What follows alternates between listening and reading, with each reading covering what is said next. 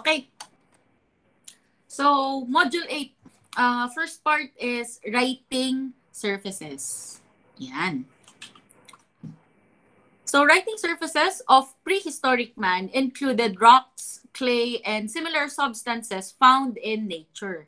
Papyrus was then made by Egyptians by mashing reeds together into a flat sheet of pulp and drying them. Their pen was a sharpened reed and their ink was a mix of soot and water. So, etong picture na to, itong nasa taas, yan. Those are your reeds. Ang ginagawa ng mga ancient Egyptians, dinudurog nila yan, then pag mashed na sila, syempre magdidikit-dikit, then patutuyuin. Ito yon, ito ang resulta. Flat sheet siya. Then, yan na yung sinaunang papel, yan yung sinaunang writing surface, sinaunang paper nga that time. Then, ang ginagamit nilang panulat, eto rin. Tinatasa lang nila, katulad nito. Then, ang kanilang tinta is a mixture of soot and water. Pag sinabi nating soot, alam niyo yung pag siga kayo, tapos yung parang may maliliit na abo na lumilipad, that's soot. Yun. So, nalagyan lang ng tubig. So, magiging tinta na nila noon. Panulat dito sa papyrus. Okay. So, this came from the Egyptian writing material called papyrus, which was woven from papyrus plants. This picture is actually a piece of the original Bible. Kung familiar kayo sa Bible, ang Bible is a collection of books. Iba-ibang libro yan. Kaya nga, di ba, ang term natin, from the book of Genesis, from the book of Psalms, from the book of Revelation, magkakaibang libro yan. Kaya lang, di ba, yung modern na Biblia na gamit ngayon, magkakasama na sila. Pinagsama-sama na sila. Pero ito nga yung original. Siyempre, kung ganito ang gamit ngayon, masyadong malaki. Mahirap siyang buksan at maglipat-lipat ng mga talata. Okay? Yeah. Next is vellum. In the 2nd century BC, vellum was created as a writing surface made from skins of goats and lambs. So, pati balat ng hayop, ginagamit din na writing surface noon. Okay. Development of paper manufacturing. Paano nga ba nagsimula yung mass production ng mga papel? So, it is widely claimed that the invention of paper is generally attributed to a Chinese court official named Cai Lun in about AD 105. He is the first to succeed in making paper from vegetable fibers, tree barks, from mulberry trees, rags, old fish netting. So, yung mga yon parang scrap materials lang sila, di ba? Pinagsama-sama niya, then yun yung sinaunang papel. Ito ang claim na siya ang pinakaunang naka-imbento ng papel. Yun. The art of paper making was kept secret for 500 years. The Japanese acquired it in the 7th century AD. During the 1st century, the Chinese began making paper from the inner bark of bamboo and hemp. The Arabs learned this when they conquered the Chinese in 751. Nalaman ng mga Arabs yung paggawa ng papel mula sa mga Chinese. Ito yun. In AD 751, the Arab city of Samarkand was attacked by marauding Chinese, and some Chinese taken as prisoners were skilled in paper making. So yung mga nadakip nila ng mga Chinese ay marunong gumawa ng papel. And they were forced by the city governor to build and operate a paper mill. And Samarkand soon became the paper-making center of the Arab world. Knowledge of paper-making traveled westward, spreading throughout the Middle East. The Moorish invasion of Spain led to the invention or erection of the first European paper mill at Jativa, a province of Valencia. So, noon, ang akala ko, ang paper nagsimula sa Amerika. Di pala. Ito nga, ang first paper mill is in Valencia pala. Yan. Knowledge of the technology spread quickly And by 16th century, paper was manufactured throughout most Europe. The Face Paper Mill in England was established in 1495. The first such mill in America in 1690 pa. The first practical machine was made in 1798 by the French inventor Nicolas Louis Robert. The machine reduced the cost of paper. It supplants the hand molding process in paper manufacture. So Robert's machine was improved by the British stationers and brothers Henry Fordrinier and Seely Fordrinier, who in 1830 produced the first of the machines that bear their name.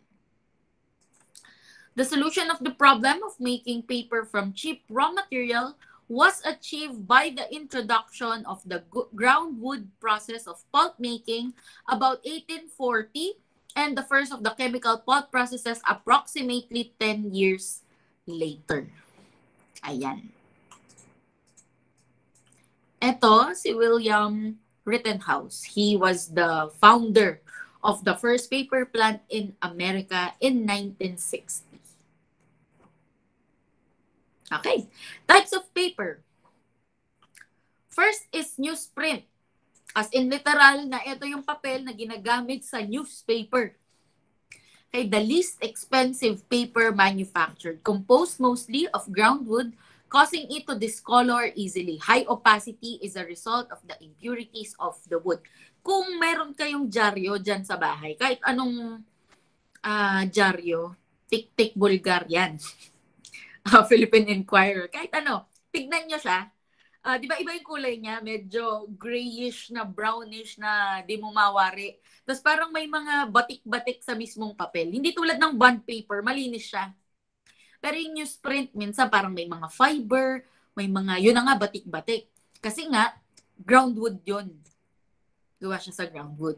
Kaya nga sabi dito, high opacity. Kung maalala ninyo ang photography ninyo, pag sinabi nating opaque ang isang material, ibig sabihin yung light hindi siya tumatagos sa kabila.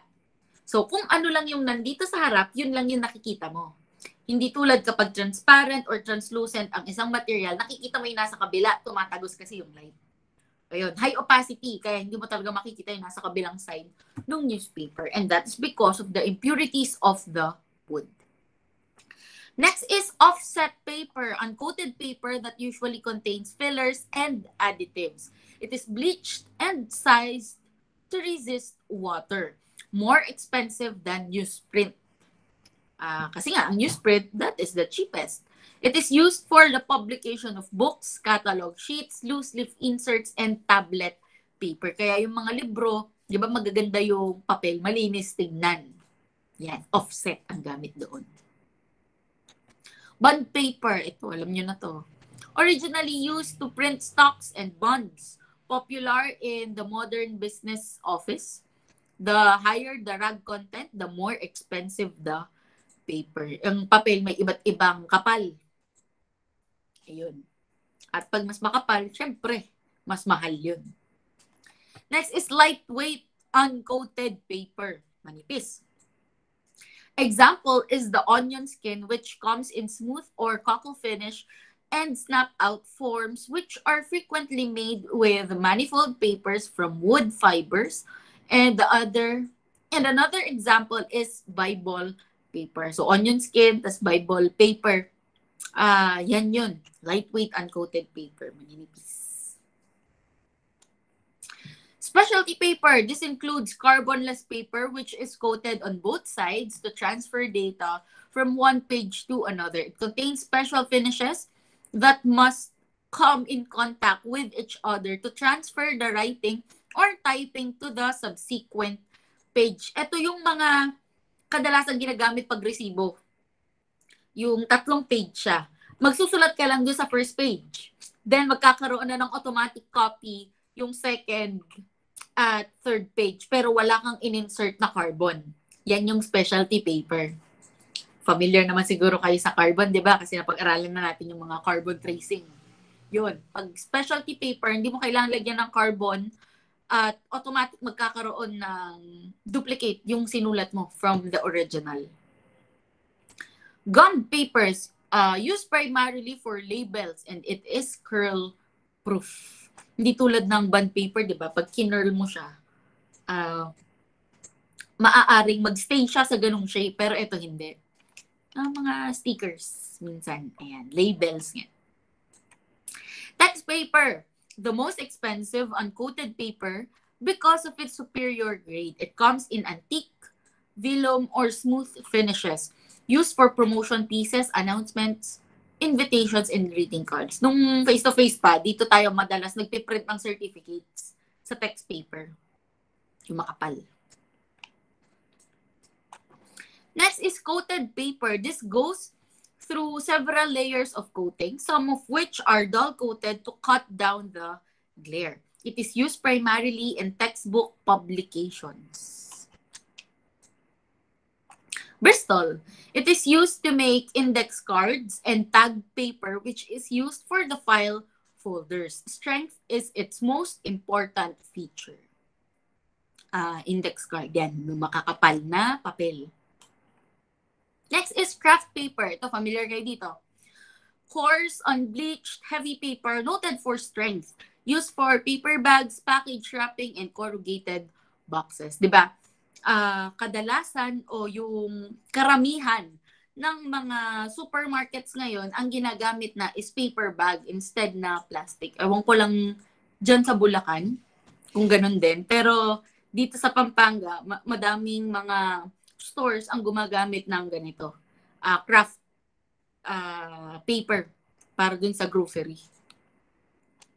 Next is Tyvek. It is a new kind of paper strengthened with plastic filaments. It repels most ink, principally used in the manufacture of large mailing envelopes. Ito yung madulas sa kanyang coating na pag nagsulat ka, kunyari gamit ay sign pen, dumudulas lang. Pag nagsulat ka, pag ginanon mo ng kamay mo, mabubura mo yung isinulat mo.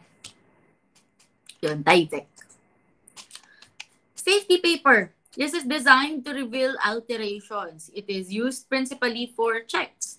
These are printed with fugitive inks or invisible inks that develop a strong color when treated with an ink eradicator. So kapag naglagay ka ng ink eradicator o pangbura, may lalabas na word na void. Void na yung check mo. The word void appears when ink eradication solutions are applied to the paper. The word void also appears in photocopies of some modern safety papers. So, if photocopy, may lalabas na void. Ganon. Safety paper. Yan. Another security feature are invisible fluorescent designs that can only be revealed through fluorescent light. Okay? Next is properties of paper, mga katangian ng papel. Weight. Papers are weighed by the rim. Letterhead stationery is usually 25 pounds per rim. Yan yung bigat niya. Strength. Paper is categorized by its strength. May madaling mapunit, may hindi naman madaling mapunit.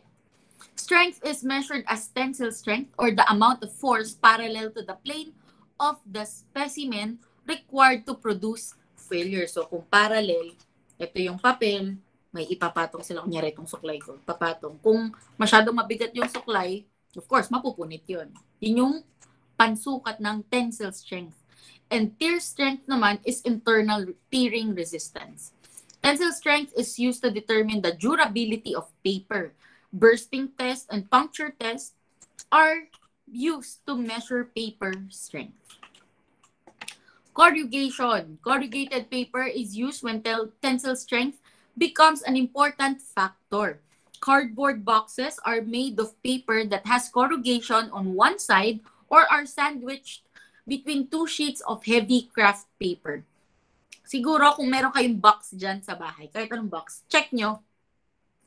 May board dito, tas yung corrugated paper, yung paganon siya. Parang letter M. Ganyan. Tapos, paper ulit. So, paper, then dito sa gitna is the corrugated part. Ganun yung mga box, di ba? para kasi yun sa, ano to? Pampatibay siya. Ito yung mga matitibay na papel for corrugation. Durability is used to ascertain the wearability of books, book covers, and edges. Newspaper has short durability, while high-quality papers are designed to last a very long time. Alam niyo yung, di ba, syempre, kunwari, nagbabasa kayo ng libro. Pag paulit-ulit yung nililipat yung papel, syempre, hindi naman agad-agad na dudurog yung papel, di ba? Yun yung durability niya. Gaano siya katagal. Gaano yung tumatagal niya sa paglipat-lipat sa mga papel. That's durability. Thickness. The thickness of paper can be measured with calipers to determine if substitution has been made in a set of paper. So, for example, you have a 5-page document. Then, yung page 1, 2, 3, 4, pare-pareha sila ng kapal. Then, yung page 5, iba siya ng kapal. And we may be able to conclude that that page, yung page 5, is a substitution. Then, finish. Paper finishes include coated or uncoated, dull or shiny, smooth or rough, and glare proof. They are added for brightness. They are added for brightness and opacity. Ayan, kumbaga yung finish nga, yung tapos niya, kung makapal ba, kung magaspang ba, kung makintab ba, smooth ba siya, yun yung finish. So other properties include water absorbability, resistance, repellency, and ink absorption.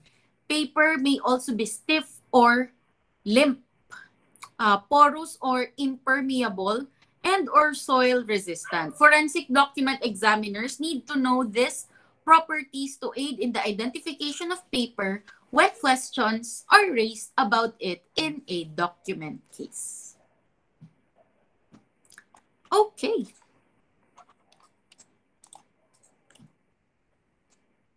Do you have any questions?